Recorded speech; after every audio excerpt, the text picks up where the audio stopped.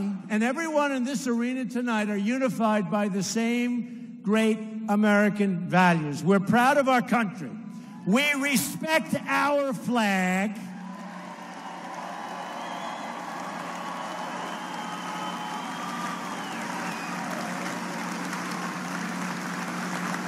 Wouldn't you love to see one of these NFL owners, when somebody disrespects our flag, to say, get that son of a bitch off the field right now, out, he's fired. He's fired.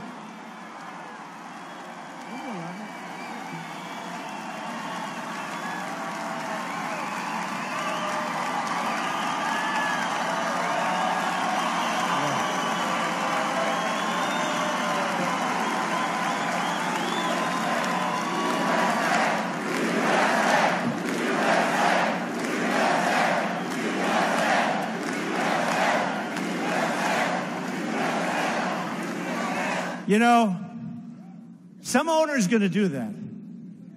He's going to say, that guy that disrespects our flag, he's fired. And that owner, they don't know it. They don't know it. They're friends of mine, many of them. They don't know. They'll be the most popular person for a week. They'll be the most popular person in this country, because that's a total disrespect of our heritage. That's a total disrespect of everything that we stand for, okay? Everything that we stand for. And I know we have freedoms, and we have freedom of choice and many, many different freedoms. But you know what? It's still totally disrespectful. Joining me now with reaction, conservative commentator, radio host, Michelle Malkin, investigations on CRTV.com. How are you, Michelle? Good. Amen, Judge. Amen. Michelle, what is going on? Why is it that when the president finally says, you know what, America needs to respect who we are, that the NFL, the commissioner, these guys all come out, and I'm not even convinced they know what they're objecting to. Yeah, well, you've got left-wing elites across entertainment and now infected in the sports world, Judge, who are allergic to American sovereignty, and they have not gotten over the election results. So what we're seeing are a rash and outbreak of tantrums on every playing field. And if they keep doubling down on stupid in these sports professional boards, what's going to happen is that NFL is going to stand for no longer, you know, fans are leaving, right?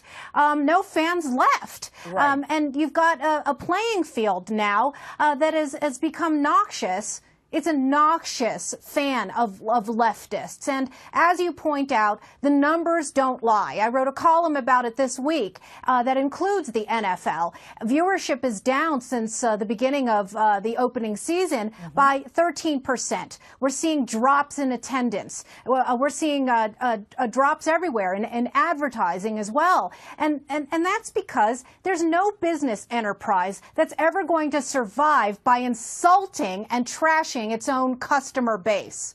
Well, and what's amazing is that I'm not convinced that these guys all agree or even know what they're protesting. It's like the Women's March in Washington right after the inauguration. You know, we're not going to take it. We're not going to take this. Take what? What rights are being taken away from you? I still haven't figured that one out. Have you?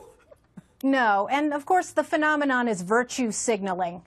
You have a few militants like Colin Kaepernick who have been very well marinated and steeped in cultural Marxism from the time they were in high school or college, and then you have thoughtless joiners, lemmings, who go along with their black power salutes, not understanding what they're embracing. Colin Kaepernick fully does. This is somebody who put cops depicted as pigs on socks that he wore on the field, who went around sporting Che Guevara T-shirts. He knows what he's doing. Okay. But as you say, what we need is an internal revolt among. There are many patriotic members of the NFL, but they unfortunately at this point seem to constitute a silent majority. You know what I found interesting? There was a group of 8-year-olds, a team, where one of the kids asked about what happened in St. Louis, and long story short, you know, the coach said it was okay for them if they wanted to take a knee during the national anthem. Now, these kids, they just turned at the age of 7 to the age of reason. These kids don't have the slightest idea why they're taking a knee. They don't know the first thing about what happened in St. Louis, the trial, the criminal justice system. I mean, should there be some requirement, at least in grammar school, that we do something about this? Well, if there were civic education and a solid grounding in the Constitution, we wouldn't see this happening. And instead, of course, we now have elected and former elected officials who are calling for tomorrow there to be some sort of national take a knee day. A lot of these people need to take a knee on a pew and pray and reflect and adopt an attitude of gratitude, as you mentioned in your opening statement, Judge, an attitude of gratitude for the blessings of this country.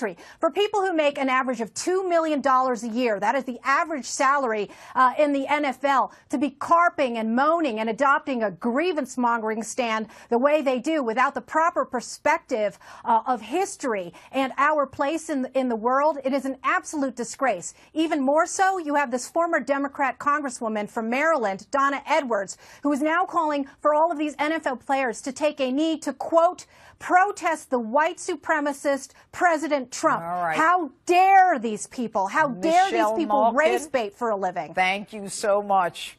Requires to educate one generation of students in the country of your enemy, exposed to the ideology of the enemy. In other words, Marxism-Leninism ideology is being pumped into the soft heads of at least 3 generations of American students without being challenged or counterbalanced by the basic values of Americanism, American patriotism. The result you can see. Most of the people who graduated in the 60s, dropouts or half-baked intellectuals, are now occupying the positions of power in the government, civil service, business, mass media, educational system. You are stuck with them. You cannot get rid of them. They are contaminated. They are programmed to think and react to certain stimuli in a certain pattern. You cannot change their mind, even if you expose them to authentic information, even if you prove that white is white and black is black. You still cannot change the basic perception and the logic of behavior. In other words, these people, the process of demoralization is complete and irreversible. To get rid society of these people, you need another 20 or 15 years to educate a new generation of patriotically minded and common sense people who would be acting in favor and in the interests of the United States society. When people like yourselves turn on television and you see those people taking the knee when they're playing our great national anthem,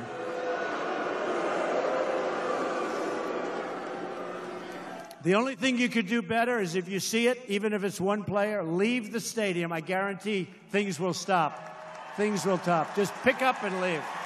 Pick up and leave. Not the same game anymore anyway. Now, one of the things we've done, and when I say we, it's us together, we protect religious liberty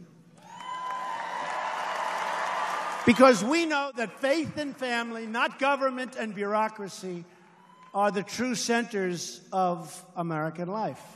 In America, we don't worship government, we worship God. Right?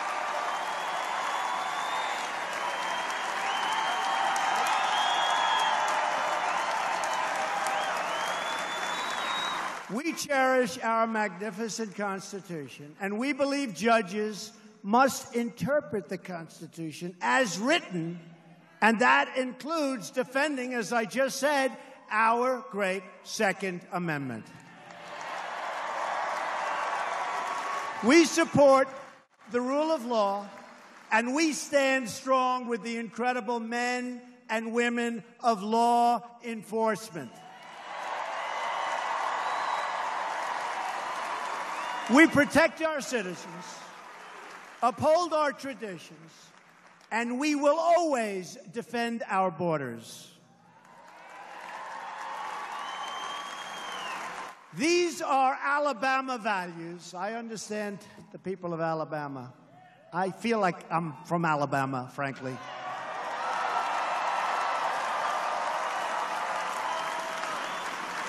Isn't it a little weird when a guy who lives on Fifth Avenue in the most beautiful apartment you've ever seen comes to Alabama and Alabama loves that guy? I mean, it's crazy. Crazy. But I understand your values. I love your values. And those are the values that I believe in. Those are the values that made this country. Those are the values that made this country great. Those are the values. I understand those values.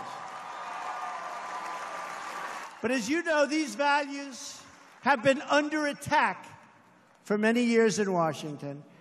And that's why we need a person like Luther Strange. We need him. You got to get out and vote.